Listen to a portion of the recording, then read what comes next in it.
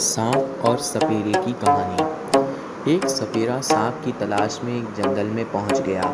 ویسے تو یہ جنگل اس کا دیکھا والا نہیں تھا، لیکن پھر بھی اس نے سوچا کہ کوشش کرنے میں کیا حرج ہے، کام بنا تو ٹھیک ورنہ واپسی کا راستہ۔ اسی آس کے سہارے اپنی ساتھ روٹی اور ہانڈی میں دہی لے کر سانپ کی تلاش میں جنگل کا رخ کیا۔ سپیرا صبح سے شام تک مارا پھرا، لیکن ایک بھی سانپ ہاتھ میں نہیں لگا۔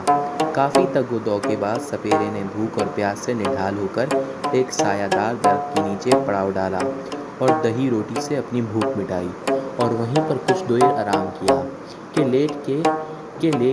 آرام کے لیے لیٹ گیا۔ ابھی اسے لیٹے ہوئے زیادہ دیر نہ گزری تھی کہ اسے ایک سانپ کی پھنکار سنائی دی۔ سپیرے کے لیے سانپ کی پھنکار وہی کشش ہوتی ہے جو ایک بھوکے کو کھانے کی اور پیاس کو پانی میں ہوتی ہے۔ سانپ کو دیکھ کر سپیرے کی تو آنکھیں چمک اٹھیں۔ وہ ایک جھاڑی میں چھپا بیٹھا تھا۔ سپیرا اس کے سامنے بین بجانے لگا اور پھر موقع کا فائدہ اٹھا کر اس کی تھن کو مٹھی میں دبوچ لیا، جس سے وہ قابو میں آ گیا۔ سپیرے نے سوچا کہ اسے جلدی بند کر دیا جائے، لیکن جب اس کی نگاہ اپنی پٹاری پر پڑی تو وہ بہت دور پڑی تھی۔ اس نے سانپ کو فوراً اسے چٹکی گئی۔ وہ دہی کی ہانڈی میں بند کر کے اوپر کپڑا ڈھک کر رسی سے باندھ دیا۔ اپنی اس کامیابی کے بعد سپیرے نے سوچا کیوں نہ کچھ دیر آرام کر لیا جائے۔ پھر وہ دوبارہ درخت کے نیچے لیٹ گیا۔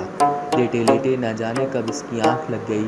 اس کے بے خبر سو جانے کے بعد ایک شرارتی بندر نہ جانے کہاں سے آیا، اس درخت پر آ پہنچا اور اس نے دیکھا کہ نیچے کوئی سو رہا ہے۔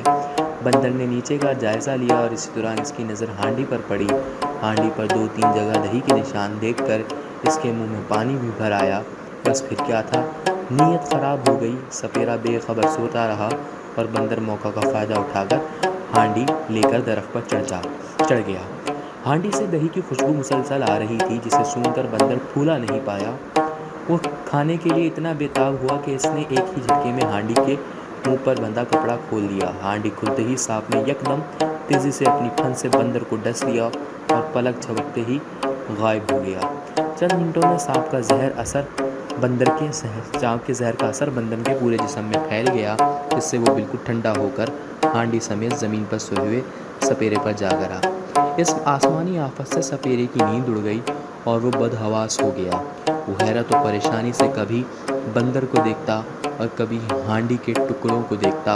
پھر اس کی نظر اوپر اٹھی تو ہانڈی کے کپڑوں کو شاخ سے الجھا پایا، جبکہ سانپ کا ارد گرد کوئی نام و نشان نہیں تھا۔ جب سپیرے کے کچھ حواس بحال ہوئے تو اسے معاملہ سمجھ آیا کہ یہ کیا میٹر تھا۔ تو بچوں، اس سے سیکھ یہ ملتی ہے کہ اپنا کام ہمیشہ مکمل کریں، اپنا کام مستقبل پہ نہ چھوڑیں، کیونکہ اگر آپ اپنا کام مستقبل پہ چھوڑیں گے تو یہ کسی نہ کسی کے لیے پریشانی کا باعث بن جائے گی۔